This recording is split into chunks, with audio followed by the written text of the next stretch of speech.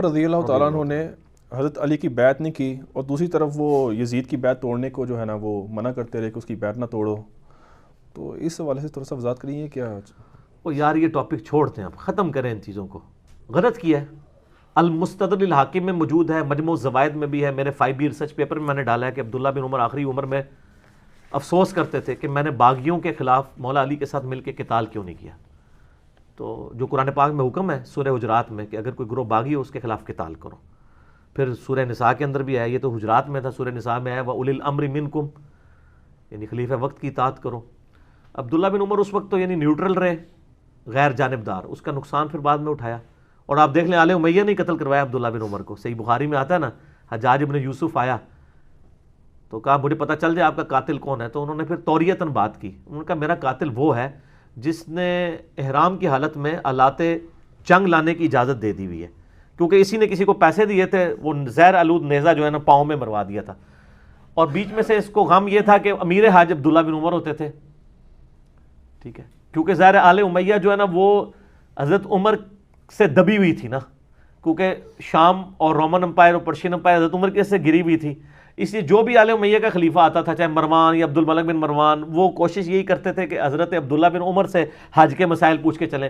حجاز کا گورنر جو حجاج بن یوسف تھا، اس کو بڑی تھی، تو 74 ہجری میں پھر شہید کر دیا نا، اسی زخم میں شہید ہوئے. تو عبداللہ بن عمر بعد میں افسوس کرتے تھے. رہا حضرت حسین علیہ السلام کا ساتھ نہیں دیا انہوں نے، تو یہ بھی ان کی اجتہادی غلطی ہے. یہ صحیح ہے کہ جب وہ واقعہ حرہ کے بعد بیعت توڑ دی مدینہ کے لوگوں نے، سر انہوں نے 5B ریسرچ پیپر پڑھ کے نہیں تھی توڑی، وہ بھی صحابہ اور تابعین ہی تھے جنہوں نے توڑی تھی. تو یہ روکتے تھے جو حضرت عبداللہ ابن عمر، تو ان کے موقف یعنی اس مسئلے میں غلط ہے، دوسرے لوگوں کا صحیح ہے. یعنی جب اختلاف ہوگا تو ہم دیکھیں گے دوسرے کی رائے کیا ہے.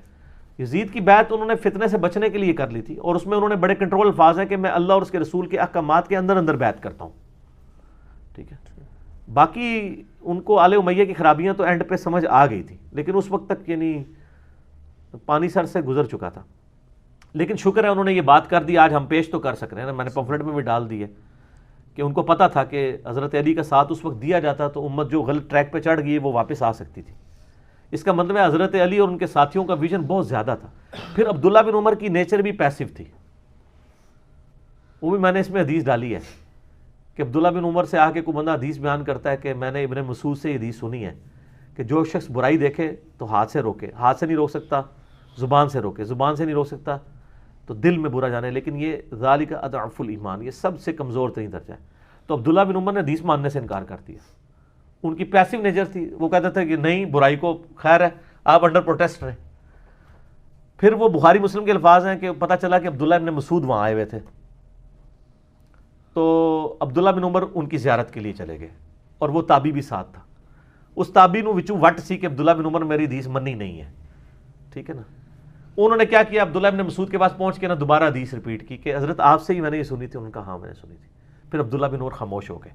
اس کا مطلب ہے عبداللہ بن عمر پوری زندگی حکمرانوں کے خلاف خروج کو غلط سمجھتے رہے. یہ حدیث ان کو پتہ ہی نہیں تھی کہ ہاتھ سے روکنا اعلیٰ ترین درجہ ہے. اس دن ان کو سمجھ آئی کہ حضرت حسین علیہ السلام نے جو کچھ کیا وہ اعلیٰ ترین درجہ تھا. تو میں نے تو بخاری مسلم سے ثابت کیا ہے ان کا موقف غلط تھا. اور پیسو نیچر یہاں تک ہے، بخاری میں جو حدیث ہے 4108، جب حضرت معاویہ خطبہ دیتے ہوئے کہہ رہے ہیں عبداللہ بن عمر کی طرف ہی کنایا کر رہے ہیں کہ میں اس کے باپ سے زیادہ خلافت کا حقدار ہوں، تو بعد میں تابعی کہتا ہے نا آپ نے معاویہ کو جواب کیوں نہیں دیا؟ انہوں نے کہا میں فتنے کے ڈر سے خاموش ہو گیا، میں نے ارادہ کیا میں اپنی گوٹ کھول کے اٹھوں اور میں اسے کہوں کہ تیرے سے زیادہ خلافت کا حقدار وہ ہے جس نے حالت کفر میں تم لوگوں سے جنگ کی ہوئی ہے جب تم باپ بیٹا کافر تھے. پھر میں فتنے کے ڈر سے خاموش ہو گیا اور خون ریزی کے ڈر سے خاموش ہوا. آگے تابعی کہتے ہیں کہ عبداللہ بن عمر نے خاموش ہو کے فتنے سے بھی بچ گئے اور خون ریزی سے بھی بچ گئے. انہوں نے بھی کہا کہ بالکل ایسا سے تو سر حسین تے نہیں سی کر سکتا، حسین تے وارث رسول ہے صلی اللہ علیہ وآلہ وسلم. وہ پھر مودودی صاحب والی بات یاد آ جاتی ہے، بڑی زبردست بات کی. لوگوں نے پوچھا کہ جی جب سب لوگوں نے بیعت کر دی تھی تو حسین نے کیوں نہیں بیعت کی؟ تو مودودی صاحب نے کی جب حسین نے بیعت نہیں تھی کی باقیوں نے کیوں کر لی. یہ ہے بات، کیونکہ آل رسول تو وہ ہیں، اس مسلط میں تو وہ ہیں. اور یہ جو کچھ دفاع کرتے پھر ہیں، میں نے ان کو ایک بہت بڑی پھکی دی ہوئی ہے مسئلہ 61 میں. یہ آپ میری بات گولڈن کوٹ یاد رکھیں. ان سے صرف یہ پوچھیں اسلام میں کسی شخص کی بلندی کا معیار تقوی ہے یا اس کی رشتہ داری ہے؟ تقوی. ان اکرمکم عند اللہ اتقاکم. عشرہ مبشرہ کے فضائل ہمیں پتہ ہے اور ان کے کارنامے بھی پتہ ہے.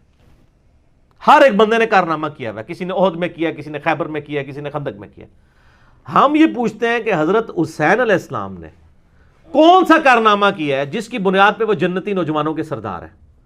نبی علیہ السلام کی وفات کے وقت 5 سال ان کی عمر تھی, کون سی جنگ انہوں نے لڑی ہے؟ کوئی نہیں. تو پھر ان کو اتنا بڑا ٹائٹل کیوں مل گیا؟ ان کی زندگی میں کون سا ایسا کارنامہ ہے؟ کیا ان کا باپ بہت اونچی یعنی شان رکھتے تھے اور ماں بہت یہ نسبت ہے؟ نہیں. انہوں نے سر وہ کارنامہ کیا ہے کہ جب سب کے سب لوگ پیسے موڈ میں جا چکے تھے, انہوں نے اس وقت اعلان حق بلند کیا ہے, اور قیامت تک کے لیے جو مولانا ساکسا فرماتے تھے اپنے خون سے اختلافی نوٹ لکھ لیا ہے کہ اس چیز کو نہ دیکھنا کثرت کس طرف ہے, یہ دیکھنا سچائی کیا ہے. آج بھی جب تھوڑے لوگ کھڑے ہوتے ہیں نا تو کہتے ہیں یار کیا ہوا, حضرت حسین بھی تو تھوڑے لوگ تھے نا, زیادہ کا مطلب حق پہ ہونا تو نہیں. یہ اختلافی نوٹ جو ان کا لکھنا ہے نا, یہی وجہ ابن حجر اسقلانی بھی جب حکمرانوں کے خلاف خروج کے اوپر ڈسکشن کرتے ہیں نا فتح الباری میں, تو وہ کہتے ہیں کبھی اس میں حضرت حسین کے خروج کو نہ لیا جائے.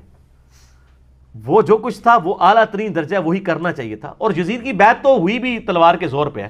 بخاری میں موجود ہے کہ اگر تلوار کے زور پہ زبردستی کسی کو حاکم بناؤ گے, حضرت عمر کا قول ہے, میں نے بیان کیا مسئلہ 101 میں, تو اس کا انجام قتل و غارت ہوگا. حضرت عمر تو کہتے ہیں جو مسلمانوں کے مشورے کے بغیر حکمران بنایا جائے وہ حکمران ہی نہیں ہے.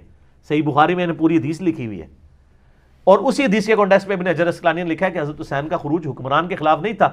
ان کے نزدیک یزید کی بیعت اسٹیبلش نہیں تھی, وہ تو گن پوائنٹ پہ کروائی گئی ہے نا سر. وہ مسئلہ 101 دیکھ لیں اور سر 5 بی ریسرچ پیپر پڑھ لیں, ٹھیک ہو گیا.